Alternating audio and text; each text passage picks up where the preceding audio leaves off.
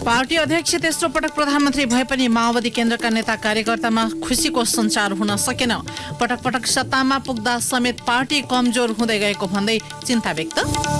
राष्ट्रिय स्वतन्त्र पार्टीको सत्ता सहयात्रालाई लिएर चासो बढ्दै उत्साहसहित उदाएको नयाँ शक्ति भएकाले सन्देहको लाभ दिनुपर्ने विश्लेषण। विगतको तुलनामा नेपालको हवाई यात्रा सुरक्षित हुँदै गएको सरकारी अधिकारीको भनाई। आइकाओपछि ईयूको सुरक्षा सूचीबाट हट्ने दिनको प्रतीक्षा। भारतमा उत्पादित कफ सिरप पिउँदा उज्बेकिस्तानमा 18 जना बालबालिकाको मृत्यु, उत्पादन तत्कालका लागि बन्द। र शहीद स्मारक ए डिभिजन लिग फुटबलको नयाँ सिजन आगामी फागुन 19 गतेबाट सुरु हुने। आहारा र गोल्ड कपमा धरान फुटबल क्लबको विजयी सुरुवात। नमस्कार, कान्तिपुर डायरीका साथमा सुरज र म पार्वता। समाचार अब विस्तारमा। संघीय संसदको तेस्रो दल माओवादी केन्द्रका अध्यक्ष पुष्पकमल दाहालको नेतृत्वमा नयाँ सरकार बनेपछि एउटा बहसको थालनी भएको छ। त्यो हो पटक पटक सत्तामा पुगेको माओवादी किन बलियो राजनीतिक शक्ति बन्न नसकेको हो। पार्टी खुम्चिँदै गएकाले अध्यक्ष तेस्रो पटक प्रधानमन्त्री हुँदा पनि कतिपय नेता र कार्यकर्तामा खुसीको सञ्चार भएको देखिँदैन। उनीहरूलाई लागेको छ कतै पार्टी कमजोर हुँदै जाने त होइन।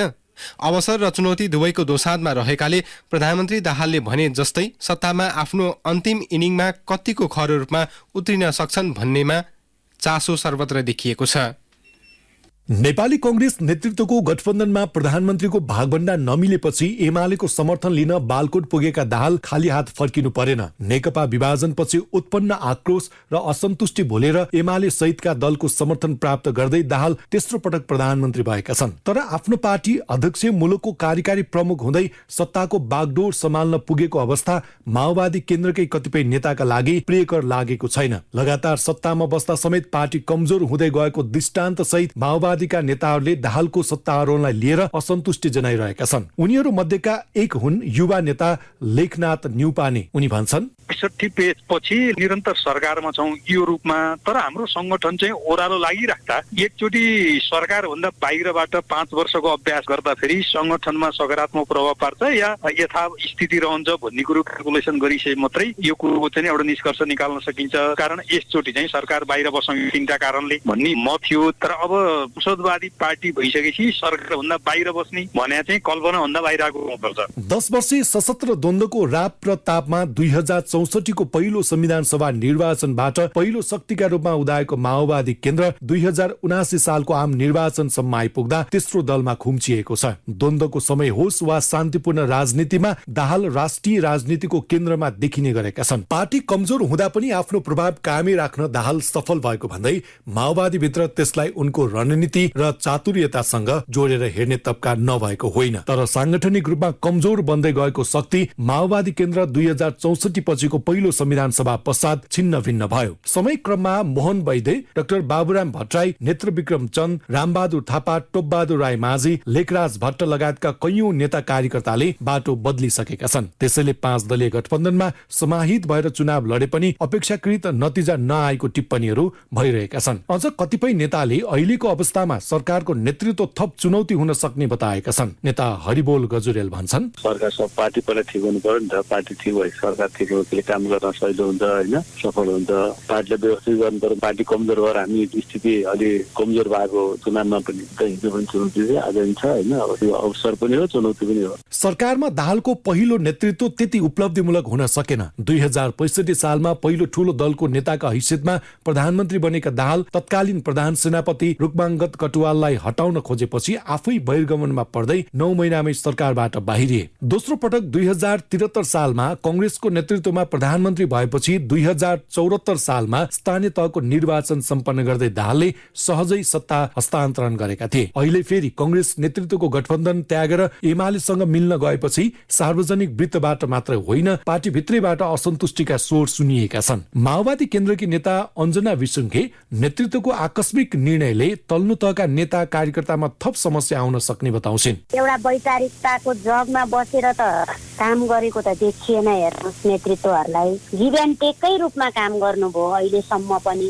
शीर्षस्थ नेताहरूले चाहिँ कसरी बुझ्नुहुन्छ, तर अहिलेको कोलिसनमा चाहिँ फेरि पनि यो हो है भनेर बुझाउनु पनि पर्या छ। यहाँबाट भाग्न पनि सकिएको छैन। यो चाहिँ चिन्ताको विषय भयो। यसो त 2074 सम्पन्न संविधान सभा निर्वाचनमा 23 सिटमा खुम्चिएको नेपाली कंग्रेसका सभापति शेरबहादुर देउवालाई नेकपा विभाजन पछिको परिवर्तित अवस्थामा प्रधानमन्त्री बन्न सहयोग गर्दै दाहालले सत्ता सहयात्रा गरेका थिए। तर नेकपामा हुँदा त्यति बेलाका अध्यक्ष केपी ओलीसँग आलोपालो प्रधानमन्त्रीको सहमति कार्यान्वयन नभएपछि पार्टी नै विभाजनको शिकार भएको थियो। 2079 मंसिर 4 को निर्वाचनपछि फेरि देउवासँग आलोपालोको पहिलो चरणमा प्रधानमन्त्री हुन नपाएको झोकमा दाहालले समीकरण नै फेरेका हुन् र 7 दलको समर्थनमा 2.5 वर्षपछि एमाले अध्यक्ष ओलीलाई प्रधानमन्त्रीमा समर्थन गर्ने शर्तमा सिंहदरबार प्रवेश गरेका दाहालका लागि अवसर र चुनौती दुवै रहेको विश्लेषण गरिएको छ। चुनावमा एकाएक लोकप्रियता कमाएर सत्ता साझेदारीका लागि तयार भएका नयाँ शक्तिसँगको सहकार्य दाहाललाई सबैभन्दा बढी चुनौतीपूर्ण हो भनिन्छ। राजनीतिक विश्लेषक हरि रोकाले भने नीति कार्यक्रम बनाउँदाखेरि अलिक प्रोग्रेसिभ र ग्रासरुट ओरिएन्टेड तपाईँको चाहिँ बनाएर लिएर गयो भने उनी आफू पपुलर हुन्छन्। यदि भएनन् वा उनले तपाईँको चाहिँ अहिलेको जस्तो क्राइसिस छ, इकोनोमिक क्राइसिस छ, सोशल क्राइसिस छ, मतलब एक हिसाबले तपाईँको चाहिँ कल्चरल क्राइसिस भइसकेको छ होइन। धनाढ्यहरूको हातमा तपाईँको चाहिँ इलेक्सन गइसक्यो। त्यस हिसाब किताबले अलि फेरि ग्रासरुट फर्काउने हो भने नयाँ नीति कार्यक्रमहरू लिएर आउनु पर्ने हुन्छ। त्यो सम्भवतः त्यस्तो गर्छन् भन्ने चाहिँ लाग्दैन। राजनीतिमा युटर्न गर्न माहिर भनिएका दाहालले तेस्रो पटक प्रधानमन्त्री हुँदा पनि क्षणभरमै राजनीतिक कदम फेर्न सक्ने आफ्नो पुरानै शैलीलाई अवलम्बन गरेका छन्। फरक विचार र पृष्ठभूमि भएका दलहरूसँगको सत्ता सहकार्यलाई निरन्तरता दिन दाहाल खरो रूपमा उत्रिन सक्छन् वा सक्दैनन् भन्ने पक्षलाई बढी चासोको रूपमा हेरिएको छ। किनकि कुनै बेला क्रान्तिकारी र परिवर्तनका सम्भागको पहिचान बनाउँदै सिंहदरबारलाई परिवर्तन गर्न तम्सिएका दाहाललाई उल्टै सिंहदरबारले फेरि दिएको टिप्पणी स्वाभाविक ठानिएको छ। रेडियो कान्तिपुरका लागि सन्तोष गन्धर्व। राजनीतिमा तिलस्मी यात्रा प्रारम्भ गरेको राष्ट्रिय स्वतन्त्र पार्टी र यसका अध्यक्ष रवि लामिछानेले अब कस्तो काम गर्लान् सर्वत्र चासोको विषय बनेको छ। अन्य क्षेत्रले लामिछानेको तीव्र गतिको राजनैतिक यात्रालाई स्वाभाविक माने पनि उनकै पूर्व सहकर्मी सञ्चारकर्मीहरूले भने सहजै स्वीकार्न नसकेको टिप्पणी भएको छ। आखिर किन चाहिन्छ त लामिछाने र स्वतन्त्र पार्टीलाई सन्देहको लाभ? एक टिप्पणी।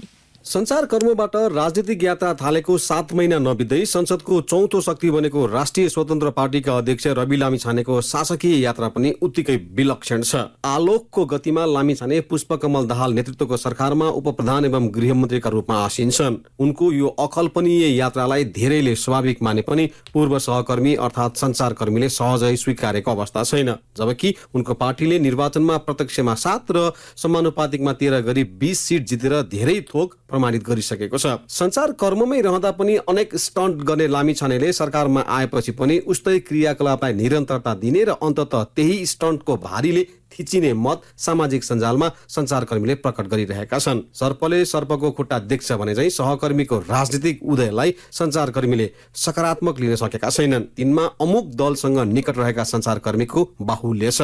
तर बिर्सन नहुने तथ्य के हो भने जसरी हरेक धर्मात्माको विगत हुन्छ त्यसै गरी हरेक अधर्मीको पनि भविष्य हुन्छ।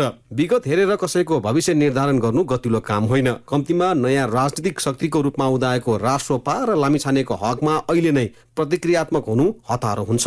वर्तमानमा चलिरहेको राजनीतिक दाउपेचमा कच्चा भए पनि यिनै पुराना राजनीतिक शक्तिलाई सहरिया क्षेत्रमा धुलो चटाउने काममा रासोपा र तिनका उम्मेद्वारले आशातीत सफलता हात पारेको नै सत्य हो। सत्ता समीकरणले पूर्णता नपाउँदै र कार्य सञ्चालन गरेको एकाध दिनमै लामिछानेको विरोध र समर्थन गर्नु आफैमा अतिवादी कर्म हो। समर्थकहरूले असल गर्न नसके पनि खराब त गर्दै गर्दैनन् भन्नु र विरोधीले यिनले केही पनि लछार्दैनन् भन्नु चरमपन्थी विचारलाई प्रश्रय दिनु मात्रै हो। लामिछानेको आफ्नै कर्मले पनि विरोधीहरूलाई स्पेस दिइरहेको छ। नागरिकता विवाद अदालतमा विचाराधीन रहेकै समय अनुसन्धान गर्ने निकाय प्रहरी सहित आन्तरिक मामिलाको नेतृत्व गर्ने गृह मन्त्रालय रोजेर उनैले विरोधीको स्वरमा मलजल गरेका हुन्। त्यस्तै निर्वाचन लगत्तै आफूहरू सबल प्रतिपक्षीका रूपमा बस्ने भनेर हुङ्कार गरेका लामिछाने आफ्नै अडानमा टिक्न सकेनन्। पुराना नेताहरूको नेतृत्व नस्वीकार्ने आफ्नै अभिव्यक्तिलाई लङ्घन गरेर उनी पुरानै र अझ आफैले यसअघि दुर्वाच्य प्रयोग गर्ने गरेका नेताकै नेतृत्वमा सरकारमा सामेल भएर अरूले यिनीहरूले चाहिँ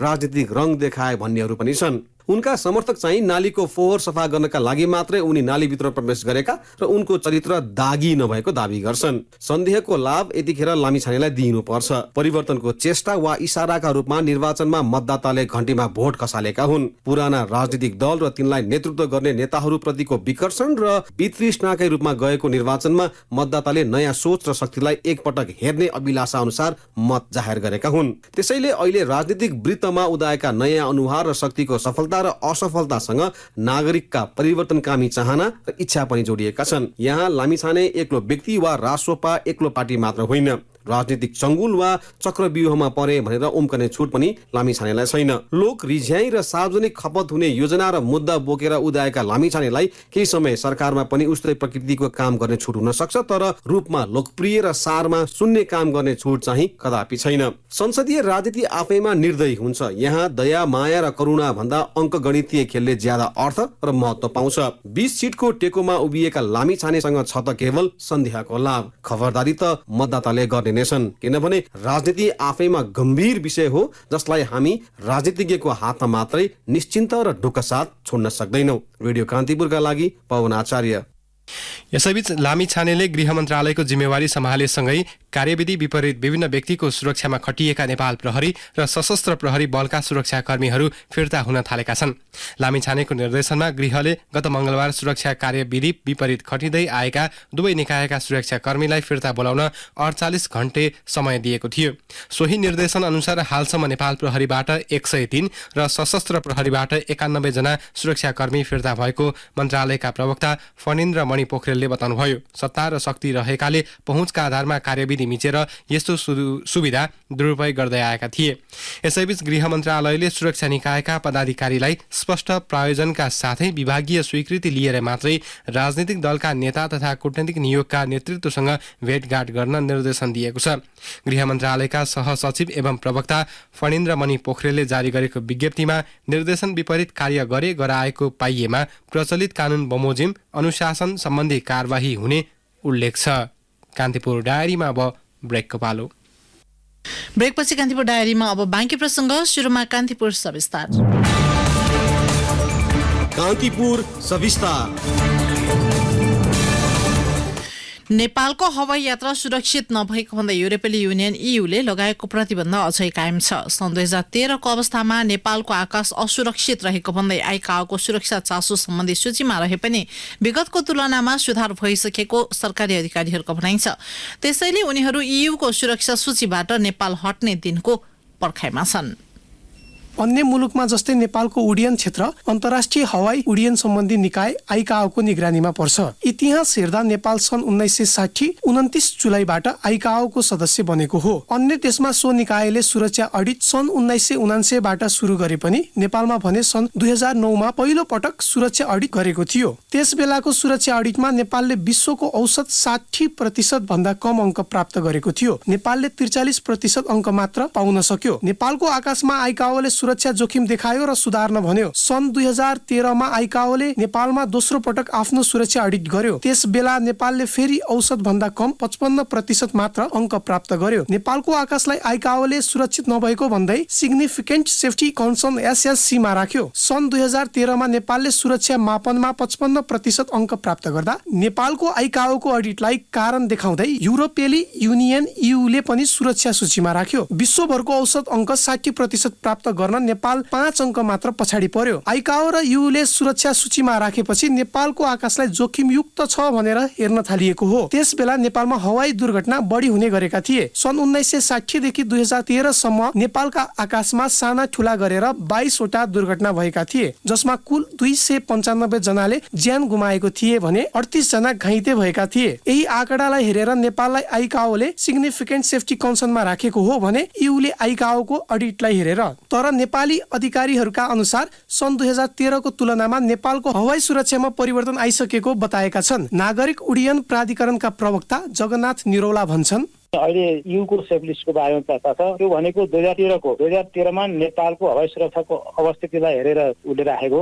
त्यो 13 को अवस्थिति र अहिले सन् 2022 को चाहिँ परिस्थिति हेर्दाखेरि हामी धेरै माथि छौँ। त्यो अब अवस्था रहिरहने छैन र त्यो चाँडै नै अब EUले पनि हामीलाई नेपाललाई चाहिँ सेफ लिस्टबाट हटाउने हामी चाहिँ आशावादी छौँ। नेपालले पछिल्लो समय हवाई सुरक्षा सम्बन्धी विश्व स्तरको मापदण्ड अनुरूप उल्लेखनीय प्रगति हासिल गरिसकेको सरकारी अधिकारीहरूको दाबी छ। आइकाओले सन् 2017 को अडिटमा नेपालको अङ्क विश्व औसत 66 भन्दा माथि छ। सन् 2017 मा नेपालको EI 66.67 थियो। सोही आधारमा आइकाओले नेपाललाई सिग्निफिकेन्ट सेफ्टी कन्सर्नबाट हटाइसकेको छ। तर नेपाललाई EUले अझै पनि आफ्नो उडान सुरक्षा सूचीबाट हटाएको छैन। उडान सुरक्षा अडिटमा विश्वको औसत उडान सुरक्षा दर 67 र एसिया पेसिफिक दर 63% रहेको सन्दर्भमा नेपालले हवाई उडानको इतिहासमै पहिलो पटक 70.1% अङ्क प्राप्त गरेको छ। EUको सुरक्षा सूचीका कारण विगत 10 वर्षदेखि नेपालको नागरिक उड्डयन प्राधिकरणले AOC जारी गरेका सबै वायुयानलाई युरोपका आकाशमा उडान गर्न प्रतिबन्ध लगाएको छ। हवाई सुरक्षामा सम्बन्धी आइकाओको अडिटको आधारमा गम्भीर चासो औल्याउँदै EUले नेपालको उड्डयन क्षेत्रलाई आफ्नो उडान सुरक्षा सूचीमा राखेको 10 वर्ष भयो। त्यसपछि सो सूचीबाट हटाउने पहल सुरु भएको छ। केही महिना अघि EU र उड्डयन प्राधिकरण बीचको वार्तापछि नेपाललाई सो सूचीबाट हटाउने प्रक्रियाबारे दुई पक्षबीच सहमति भइसकेको छ। सन् 2022 को अप्रिल 23 मा आइकाओको अडिट अनुसार नेपालको EI 70.10% छ। सुरक्षा सम्बन्धी विश्व स्तरको मापदण्ड अनुरूप उल्लेखनीय प्रगति हासिल गरेकोले नेपाललाई उडान सुरक्षा सूचीमा राखिरहनुको औचित्य नरहेको नागरिक उड्डयन प्राधिकरणका सूचना अधिकारी ज्ञानेन्द्र भुलको भनाइ छ। अबको 6 महिनाभित्र नेपाल EUको सुरक्षा सूचीबाट हट्ने उनले बताए। आइकाओले जो 2022 मा हामीले लेटेस्ट अडिट गरिसकेपछि जब हाम्रो चाहिँ लागु दर जब 70% ओभर आइसकेपछि EUको टोली पनि आयो। EUको टोलीले आइसकेपछि तपाईको उहाँहरूले चाहिँ एउटा आफ्नो चाहिँ एउटा अनसाइट अब्जर्भेसन गरिसकेपछि हामी के पोजिटिभमा थियो भने मैले धेरै ठाउँमा भनेको पनि थिएँ वी आर भेरी पोजिटिभ दाइ हाम्रो सेफ्टी लिस्टबाट हामी हट्छौँ भन्ने थियो। तर त्यस्तो भएन। नहुँदाखेरि के भने चाहिँ हामीले चाहिँ हाम्रो चासो व्यक्त गर्दाखेरि चाहिँ हाम्रो श्रीमान महानिर्देशक र तपाईँको चाहिँ हाम्रो EUको नेपालको एम्बेसडरसँग चाहिँ कुरा गर्दाखेरि एउटा जोइन्ट प्रेस रिलिज निकाल्नु। उहाँले चाहिँ अब छिट्टै तपाईँको चाहिँ एउटा EUको एउटा एभिएसन सेफ्टीको टिम नेपालमा आउँछ। नेपालमा आएर चाहिँ हामी एकचोटि फेरि हेर्छौँ। तपाईँको अहिले अपडेटेड सिस्टम हेर्छौँ। अहिलेको सिस्टमबाट नोन छौँ त्यो चाहिँ एक्नोलेजमेन्ट भइसकेको छैन। क्रमशः सुधार हुँदै गएपछि नेपालको हवाई क्षेत्रलाई लिएर अन्तर्राष्ट्रिय जगतले सन्तुष्टि जनाएका छन्। विश्वका विभिन्न देशबाट अनुगमनमा आएको टोली नेपालको हवाई सुरक्षामा सन्तुष्ट रहेको नागरिक उड्डयन प्राधिकरणका प्रवक्ता निरौलाले बताए। त्यो आइकाओले दिएको रिपोर्ट अनुसार सबै विश्वका अरू संघ संस्थाहरू नेपालको उड्डयन सुरक्षाको बारेमा अध्ययन गर्न आएका छन्। त्यसमा EUको EASA टिम पनि आएर यहाँको सुरक्षा सम्बन्धी अध्ययन गरेर गएको छ। उसले पनि नेपालले धेरै राम्रो प्रगति गरेको छ। यो सुरक्षा क्षेत्रमा नेपालले यो अवधिमा गरेको उपलब्धि एकदम चाहिँ उल्लेखनीय छ। हामीले सन्तोषजनक व्यक्त गरेको छ। त्यस्तै अमेरिकन एजेन्सीबाट पनि नेपालको उड्डयन सुरक्षा बारेमा अध्ययन भएको छ। उहाँहरू पनि यसमा नेपालले गरेको प्रगतिको बारेमा चाहिँ सन्तुष्ट हुनुहुन्छ। नेपालको हवाई सुरक्षाको विषयलाई भू राजनीतिसँग समेत जोडेर हेर्ने गरिएको छ। नेपालले चीनसँग 6 वटा विमान खरिद गरे लगतै EUको प्रतिबन्धको सामना गर्नु परेको दाबी सरकारी अधिकारीहरूले गर्ने गरेका छन्। राष्ट्रिय ध्वजावाहक नेपाल वायु सेवा निगमले एसिया र युरोपका गन्तव्यमा उडान गर्ने योजना सहित 2 वटा वाइड बडी ल्याएका थिए। तर ती जहाज EUको सुरक्षा सूचीबाट नहटेसम्म युरोपेली आकाशमा उड्न पाउने छैनन्। त्यसैले नेपाली अधिकारीहरू युरोपका आकाशमा नेपाली विमान उडेको हेर्ने व्यग्र प्रतीक्षामा छन्। रेडियो कान्तिपुरका लागि मनिष अधिकारी। कान्तिपुर सविस्तार।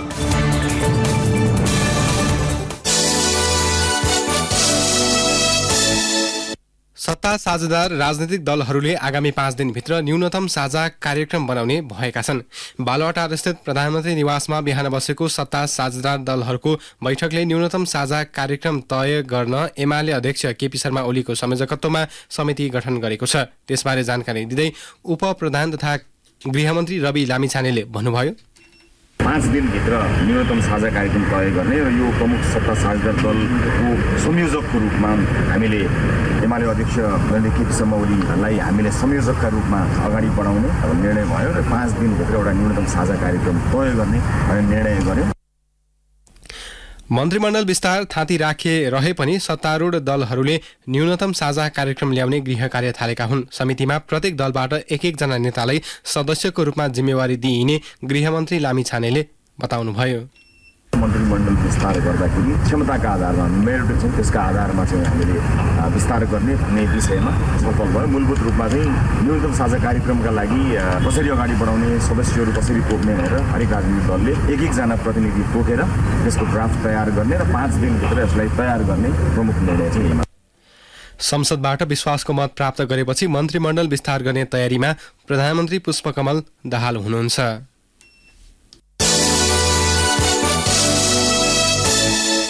सुनकाण्डमा मुख्यका इलाका प्रहरी कार्यालय बुटवलका प्रहरी नायब उपरीक्षक डीएसपी ठग बहादुर केसी निलम्बित भएका छन्। सुन व्यापारीसँग घुस रकम लिएको अभियोग लागेका केसीलाई प्रहरी प्रधान कार्यालयको सिफारिसमा गृह मन्त्रालयले आज निलम्बन गरेको हो। जिल्ला प्रहरी कार्यालय रूपन्देहीका प्रहरी प्रमुख रविन्द्र रेग्मीले अनुसन्धानका लागि उनलाई निलम्बन गरिएको जानकारी प्राप्त भएको बताउनुभयो। केसीले बुटवलका व्यापारीबाट 35 तोला सुन बरामद गरेपछि मुद्दा प्रक्रिया अघि बढाउनुको साटो रकमको बार्गेनिङ गरेको जानकारी पाएपछि प्रहरीको केन्द्रीय अनुसन्धान ब्युरोले अनुसन्धान थालेको थियो। प्रहरी प्रधान कार्यालयको निर्देशनमा काठमाडौँबाट गएको टोलीले आइतबार साँझ निवासबाटै केसीलाई नियन्त्रणमा लिएको थियो। केसीको निवासमा खानतलासी गर्दा 35 तोला सुन, 8,50,000 रुपियाँको चेक र 9,50,000 रुपियाँको खिम जीसीको नाममा रहेको चेक बरामद गरेको थियो। कान्तिपुर डायरीमा पुनः ब्रेकको पालो। कान्तिपुर डायरीमा आर्थिक समाचार। नेपाल चेम्बर अफ कमर्सले आज नवनियुक्त अर्थमन्त्री विष्णु पौडेलसँग भेटवार्ता गरी राष्ट्र बैंकले ल्याएको चालु पुँजी कर्जा सम्बन्धी मार्गदर्शन स्थगन गर्न माग गरेको छ। सिंहदरबार स्थित अर्थ मन्त्रालयमा अध्यक्ष राजेन्द्र मल्ल सहितको टोलीले अर्थमन्त्री पौडेलसँग पछिल्लो आर्थिक अवस्थाबारे छलफल पनि गरेको छ। चालु पुँजी कर्जा मार्गदर्शनले विद्यमान तरलता अभावको परिस्थितिमा थप असहजता सृजना भई व्यवसाय नै बन्द गर्नुपर्ने अवस्था रहेको मल्लको भनाइ छ। अध्यक्ष मल्लले चेम्बरका तर्फबाट विभिन्न 8 बुँदे सुझाव दिनुभएको छ। सरकारले पुँजीगत खर्चमा सुधार गर्नुपर्ने, भन्सार सहजीकरण गर्नुपर्ने र राष्ट्र बैंकले ल्याएको चालु पुँजी कर्जा सम्बन्धी मार्गनिर्देशनको स्थगन गर्न चेम्बरले सुझाव दिएको हो। भन्सारमा सहजीकरण गरेर राजस्वको दायरा फराकिलो बनाउनु पर्ने भन्दै अध्यक्ष मल्लले वस्तुहरूको आयात निर्यातमा कारोबार मूल्यलाई मान्यता दिनुपर्ने बताउनुभयो। मुलुकको पुँजीगत खर्च समयमै हुन नसक्दा पनि अर्थतन्त्रले लय समाउन नसकेको अध्यक्ष मल्लले बताउनुभयो। सो अवसरमा चेम्बरले उठाएको माग सम्बन्धमा आफू गम्भीर भएको अर्थमन्त्री पौडेलले बताउनुभयो।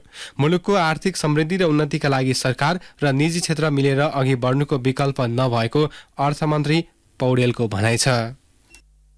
कारोबार हुने साताको अन्तिम दिन धितोपत्र बजार झण्डै 57 अङ्कले बढेको छ। शेयर कारोबार मापक नेप्से परिसूचक आज 56.88 अङ्कले बढेर 29.3 बिन्दुमा पुगेको छ। ठूला कम्पनीहरूको कारोबार मापन गर्ने सेन्सिटिभ परिसूचक 9.98 अङ्कले बढेर 391.30 बिन्दुमा पुगेको छ। आज 257 वटा कम्पनीको 80,24,559 किता शेयर किनबेच हुँदा 2 अर्ब 86 करोड 3 लाख रुपियाँ बराबरको कारोबार भयो। कारोबारमा आएका सबै उपसमूहको परिसूचक उकालो लागेको छ।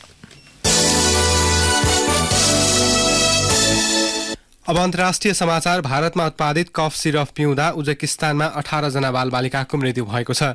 भारतीय औषधि निर्माता कम्पनी मेरियन बायोटेकले उत्पादन गरेको कफ सिरप पिउँदा 18 बालबालिकाको मृत्यु भएको उज्बेकिस्तानको स्वास्थ्य मन्त्रालयलाई उद्धृत गर्दै बीबीसीले जनाएको छ।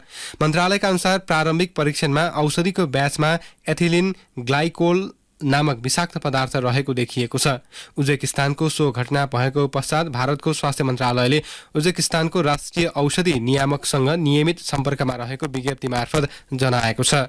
सो औषधि परीक्षणका लागि क्षेत्रीय औषधि परीक्षण प्रयोगशाला चण्डीगढमा पठाइएको पनि जनाइएको छ। सो कम्पनीले हाललाई सिरपको उत्पादन अस्थायी रूपमा रोकिएको एक अधिकारीले बताएका छन्। भारत सरकारले छानबिन गरिरहेको र सोही अनुसार कम्पनीलाई कारबाही गर्ने जनाएको छ। गत अक्टोबरमा गाम्बियामा भारतमा बनेको 4 प्रकारका कफ सिरप पिउँदा 66 जना बालबालिकाको स्वास्थ्यमा असर देखिएको थियो। सो घटनालाई लिएर विश्व स्वास्थ्य संगठन WHOले विश्वव्यापी सतर्कता अपनाउन आग्रह गरेको थियो।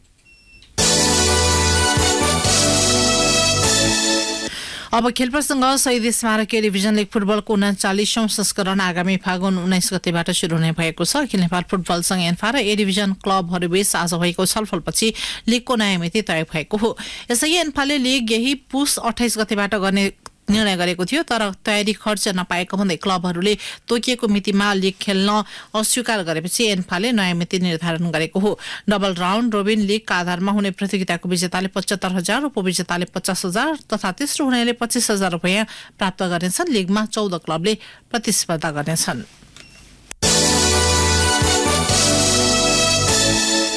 धरान फुटबल क्लबले आहारा पोखरा गोल्ड कप फुटबलमा विजयी सुरुवात गरेको छ। पोखरा रङ्गशालामा आजको उद्घाटन खेलमा आयोजक सहारा फुटबल क्लबलाई 1-0 हराउँदै धरान क्वार्टर फाइनल प्रवेश गरेको हो। धरानको जितमा प्रकाश बुढाथोकीले निर्णायक गोल गरे।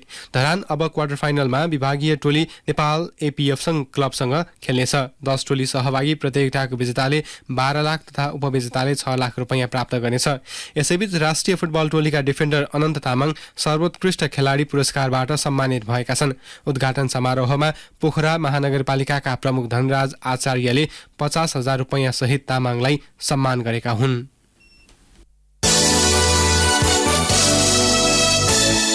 काठमाडौँमा जारी नेपाल टी20 लीग क्रिकेटमा आज विराटनगर सुपर किङ्स र जनकपुर रोयल्स विजयी भएका छन्। किथिपुर स्थित त्रिवे क्रिकेट मैदानमा फार वेस्ट युनाइटेडलाई 8 विकेटले पराजित गर्दै जनकपुरले तेस्रो जित हात पार्यो। 170 रनको लक्ष्य जनकपुरले 18.2 ओभरमा 2 विकेट गुमाउँदै पूरा गर्यो। जनकपुरले टस जितेर फिल्डिङ रोजेपछि पहिले ब्याटिङ गरेको फार वेस्टले निर्धारित ओभरमा 6 विकेट गुमाउँदै 169 रन बनाएको थियो। जितसँगै 4 खेलबाट 6 अङ्क जोडेको जनकपुर दोस्रो स्थानमा उक्लिएको छ। समान खेल खेलेको फार वेस्ट 2 अङ्कसहित 5औं स्थानमा छ। आज भएको अर्को खेलमा विराटनगर सुपर किङ्सले पोखरा एभेन्जर्सलाई 8 विकेटले पराजित गर्दै दोस्रो जित हात पारेको छ। 136 रनको लक्ष्य विराटनगरले 18.4 ओभरमा 2 विकेट गुमाउँदै पूरा गर्यो। यसअघि पहिले ब्याटिङ गरेको पोखराले निर्धारित ओभरमा 6 विकेट गुमाउँदै 135 रन बनाएको थियो। 4 खेल खेलेको विराटनगरको 4 अङ्क छ। पोखरा अङ्कविहीन बन्दै पुछारमा छ। अन्त्य म्याच बुलेटिनका प्रमुख प्रसङ्ग पुनः एकपटक। पार्टी अध्यक्ष तेस्रो पटक प्रधानमन्त्री भए पनि माओवादी केन्द्रका नेता कार्यकर्तामा खुसीको सञ्चार हुन सकेन। पटक पटक सत्तामा पुग्दा समेत पार्टी कमजोर हुँदै गएको भन्दै चिन्ता व्यक्त। राष्ट्रिय स्वतन्त्र पार्टीको सत्ता सहयात्रालाई लिएर चासो बढ्दै उत्साहसहित उदाएको नयाँ शक्ति भएकाले सन्देहको लाभ दिनुपर्ने विश्लेषण। विगतको तुलनामा नेपालको हवाई यात्रा सुरक्षित हुँदै गएको सरकारी अधिकारीको भनाई। आइकाओपछि ईयूको सुरक्षा सूचीबाट हट्ने दिनको प्रतीक्षा। भारतमा उत्पादित कफ सिरप पिउँदा उज्बेकिस्तानमा 18 जना बालबालिकाको मृत्यु। उत्पादन तत्कालका लागि बन्द। र शहीद स्मारक डिभिजन लिग फुटबलको नयाँ सिजन आगामी फागुन 29 गतेबाट सुरु हुने। आहारा र पोखरा गोल्ड कपमा धरान फुटबल क्लबको विजय सुरुवात। हवस् त यिनै प्रसङ्गसँगै कान्तिपुर डायरीको यो बुलेटिन यही सकिन्छ। राति 8 बजे सेक्युरिटी एन्ड क्राइम डायरी हुनेछ। सुरज र म पार्वता यामाक छौँ। नमस्कार।